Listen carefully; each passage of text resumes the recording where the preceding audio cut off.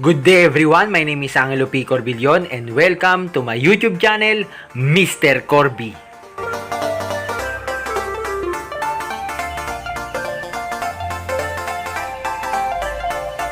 And our topic for today is about parallel circuit. Let's define parallel circuit. Parallel circuit, it has two or more than two paths of electric current to flow. And this is the basic or usual schematic diagram of a parallel circuit.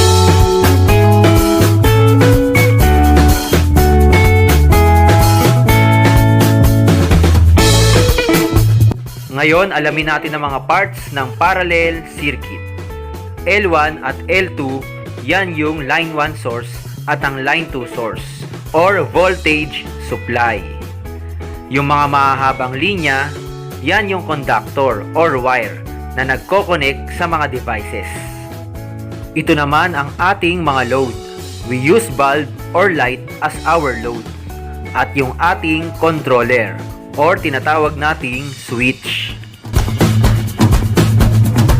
Ngayon sa ating diagram, i-on natin ang switch. Kung mapapansin nyo sa ating diagram, nag-on yung bulb A at bulb B. Again, according sa definition ng parallel circuit, it has two or more than two paths of electric current to flow. Kaya sa parallel circuit natin, ito yung unang flow ng current.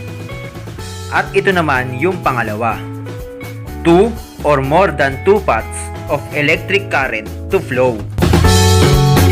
At kahit maging tatlo or higit pa sa apat ang ating mga load or mga bulb, basta't dalawa or higit sa dalawa ang pagdadaluyan ng electric current, ito ay isang parallel circuit.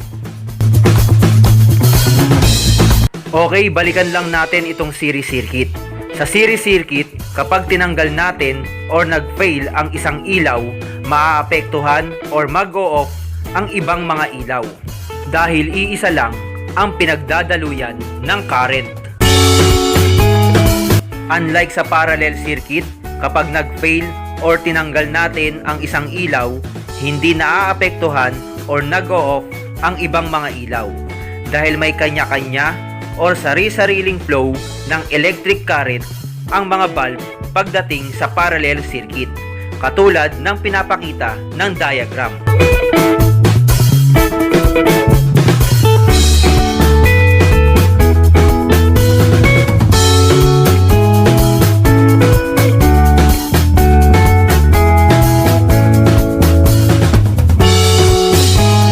At para lubos nating maunawaan ang parallel circuit, meron tayong circuit board dito. Ito, yung tinatawag na receptacle. At itong mga to, ito yung tinatawag na terminal block. At ito yung plug. Ito yung magsisilbing line 1 at line 2 source or voltage supply. At ito naman yung ating schematic diagram ng parallel circuit. I-analyze natin dito sa ating circuit board. Itong line 1 at line 2. Again, ito yan. Line 1 at line 2. Next, itong mga bulb A, B at C. Ito yan. A, B at C. Ito yung bulb letter A. Line 1 load at line 2 load ng bulb letter A. Line 1 load. Ayan, nakakabit siya dyan. Line 1 load. Ito, mag-partner naman yan. And line 2 load ng bulb letter A. At ito yung bulb letter B. Line 1 load at line 2 load ng bulb letter B. Bulb letter B, line 1 load at line 2 load ng bulb letter B. At ito naman yung bulb letter C. Line 1 load at line 2 load ng bulb letter C. Line 1 load, ito, line 1 load at line 2 load ng bulb letter C. At ito naman yung switch. Okay? Dahil tatlo yung switch dito, isa lang yung gagamitin natin dahil isa lang naman yung nasa diagram. Ito yung input terminal ng switch. So ito, input terminal ng switch. At yung kabila, ito yung output terminal ng switch. Okay, pwede rin magkabaliktad yan. Ito yung gusto mong maging input terminal ng switch at ito yung output terminal ng switch. Walang problema dahil dalawang terminal lang naman ang ating switch. Ganon din sa ating mga receptacle or load. Ito yung gusto mong maging line 1 load at ito yung gusto mong maging line 2 load. Walang problema. Depende na lang yan sa iyong paggamit. At ngayon, pwede na tayong magsimula. Tignan natin itong schematic diagram ng parallel circuit. Ang sabi dito, line 1 source, ito L1, ito yung line 1 source natin. At ito yung line 2 source. So pwede rin magkabaliktad. Kung gusto mo ito ang iyong line 1 at ito yung line 2, wala ring problema dahil dalawang linya lang naman at alternating current ang ginagamit natin. Okay, again, line 1, sabi sa diagram, at take note din, dapat marunong mag-analyze at magbasa ng diagram. So, ganito, line 1 source, pumunta ng line 1 load. Ito yon. So, line 1 source, ito na yung gamitin natin line 1. Line 1 source, ayan, magko-connect tayo rito. Pumunta ng line 1 load ng bulb letter A. Ayun. So, kukuha tayo ng wire. At, i-connect na natin yung line 1 source at ang line 1 load ng bulb letter A. So, ito na yung wire natin. Ayan. So, i-splice natin to magkabila dito. Tatanggalin natin yung insulation. At, pati dito.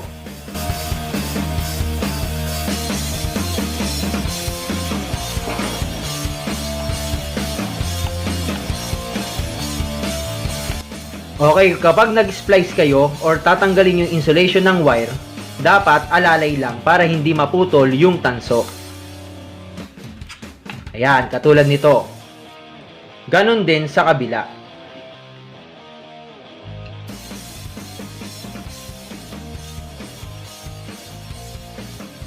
Okay, ngayon, i-connect na natin sa tamang terminal block.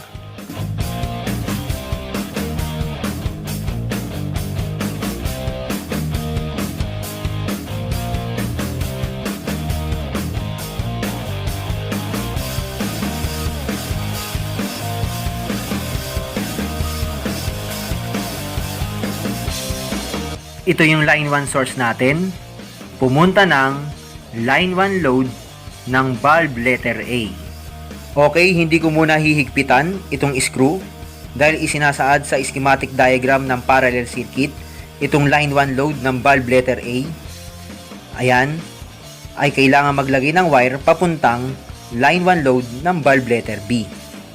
So magko-connect tayo ng wire papunta dyan sa line 1 load ng bulb letter B.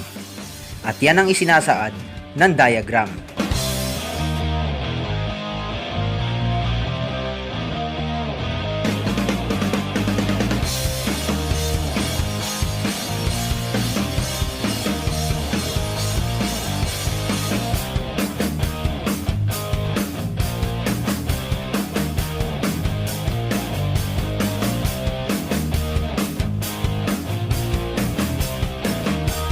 Okay, hindi ko ulit muna hihigpitan itong screw. Balik tayo dito sa ating diagram. Sabi dito, yung line 1 load ng bulb B ay magko-connect ng wire papuntang line 1 load ng bulb letter C. Ayan. Line 1 load ng bulb letter B. Magko-connect tayo ng wire dito.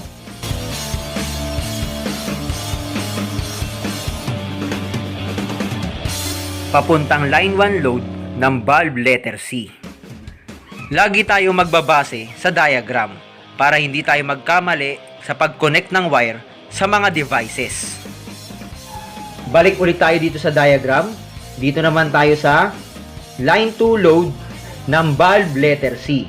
So ito yon, bulb letter C natin. Ito yung line 2 load ng bulb letter C pumunta ng line 2 load ng bulb letter B.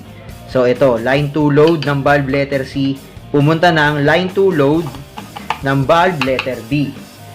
So, maglalagay ulit tayo ng wire.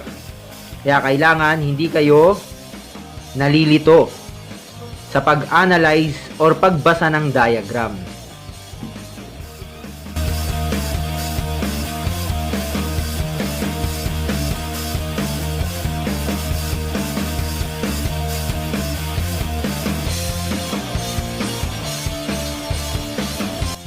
Okay, hindi ko ulit hihigpitan yung screw. Ayan, dahil meron pa tayong ikakabit na wire. Pumunta naman ng line 2 load ng valve letter A.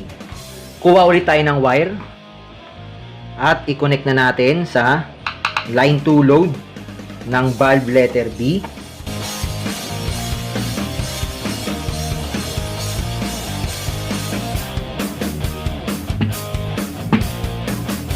Okay, line 2 load ng valve letter B, pumunta ng line 2 load ng valve letter A. So, ito yon. Valve letter A, ito yung line 2 load. Again, wag muna nating higpitan itong screw dahil isinasaad sa schematic diagram itong line 2 load ng valve letter A. Ayan, magko-connect ng wire papuntang input terminal ng switch. Kuha ulit tayo ng wire at i-connect natin sa line 2 load ng valve letter A papuntang input terminal ng switch. At dahil tatlo yung switch dito, 1, 2, 3, ito na lang yung gamitin natin. So again, line 2 load ng valve letter A pumunta ng input terminal ng switch.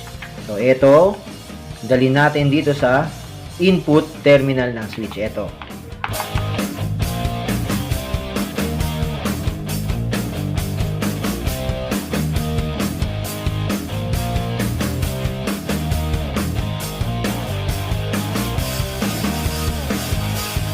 Itong output terminal ng switch. So, ito. Magko-connect tayo ng wire papunta sa line 2 source. I-connect na natin itong wire sa output terminal ng switch.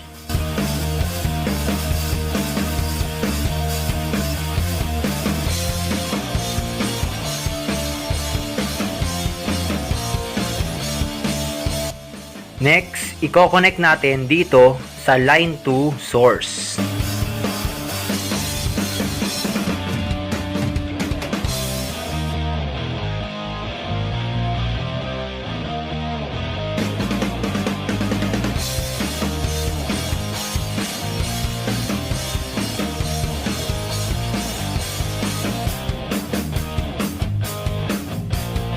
Ngayon, i-double check natin ang connection ng mga wires. According sa ating schematic diagram, line 1 source pumunta ng line 1 load ng valve letter A. Okay, ito yung line 1 source natin. Ito yung linya niya. Pumunta ng line 1 load ng valve letter A. Next, yung line 1 load ng valve letter A pumunta ng line 1 load ng valve letter B. So, ito yung line 1 load ng valve letter A, pumunta ng line 1 load ng valve letter B. At yung line 1 load ng valve letter B, pumunta naman ng line 1 load ng valve letter C. Line 1 load ng valve letter B, pumunta ng line 1 load ng valve letter C. Next, line 2 load ng valve letter C, pumunta ng line 2 load ng valve letter B. Line 2 load ng valve letter C, pumunta ng line 2 load ng valve letter B. At yung line 2 load ng valve letter B, pumunta ng line 2 load ng valve letter A. Line 2 load ng valve letter B, pumunta ng line 2 load ng valve letter A. At yung line 2 load ng valve letter A, ito yan, pumunta ng input terminal ng switch. So, ito, dinala natin sa input terminal ng switch. Next, yung output terminal ng switch pumunta ng line 2 source. So, ito yung output terminal ng switch. Ayan. Pumunta ng line 2 source. So, ito yung linya. Ayan, pumunta ng line 2 source. So, ito yung ano natin. Linya natin. Ayan, line 2. Ito, source. pwede na nating ilagay ang mga ilaw.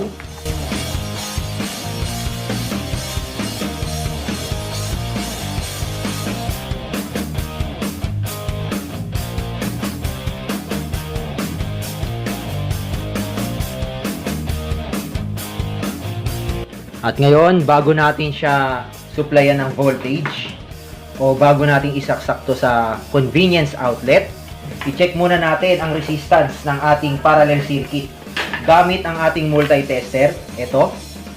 Okay.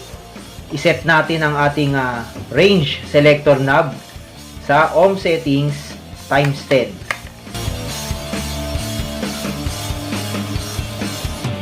Okay, ganito yung pag-connect natin sa test probe. Again, kahit magkabaliktad, walang problema. So, ayan. Naka-off yung switch natin dito. So, tama yung pointer natin, hindi pa gumagalaw. Dahil naka-off. Ayan. Pakita natin. Yun.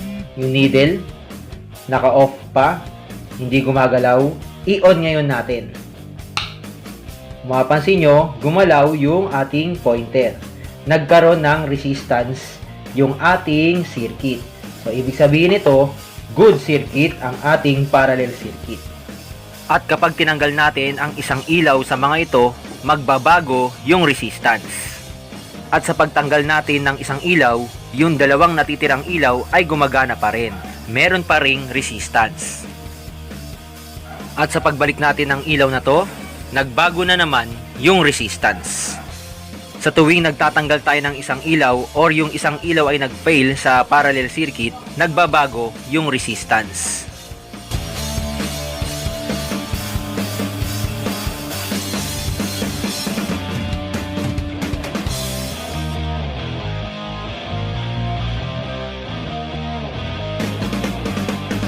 Okay, take note. For example, mag-check tayo ng resistance ng ating circuit. Pakitignan yung pointer ng multi-tester. I-on na natin itong switch. Pag on natin, yung pointer ay nag-drop sa zero resistance. Ibig sabihin nito, short circuit ang ating ginagawa. Hindi natin to pwedeng supplyan ng voltage. At hindi rin natin to pwedeng isaksak sa convenience outlet. Dahil ito ay sasabog. Kaya number 1 rule, kapag nag-zero resistance ang ating mga circuit, wag na wag natin itong susuplayan ng voltage. At dahil good circuit naman tayo kanina sa ating pag-test, pwede natin tong suplayan ng voltage or pwede natin isaksak sa convenience outlet. Paalala lang, kapag nasaksak na natin to sa convenience outlet, keep safe dahil magiging high voltage na ang ating circuit. Okay, naka-off position ang switch kaya hindi umilaw yung ating mga bulb. Ngayon, i-on na natin yung switch. Ayan, nag-on or umilaw ang lahat ng bulb.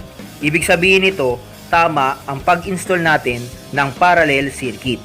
At sa principle ng parallel circuit, kapag tinanggal natin ang isa man sa mga ito, ang remaining na ilaw o yung natitirang ilaw ay gagana pa rin. Hindi maaapektuhan. Ayan, katulad nito. Kaya sa parallel circuit, sa tuwing mababasted or magtatanggal tayo ng isang ilaw, ang mga natitirang ilaw ay hindi maaapektuhan dahil may kanya-kanya at sari-sariling flow ng electric current. At yan ang actual principle ng parallel circuit. Take note, ang parallel circuit ang madalas gamitin na connection sa mga residential, commercial at industrial areas.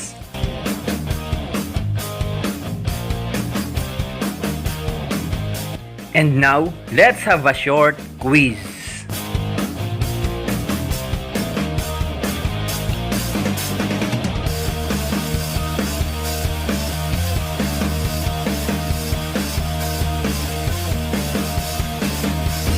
And that's all for today. Please click the subscribe button. Thanks for watching. See you on my next video. God bless. Thank you.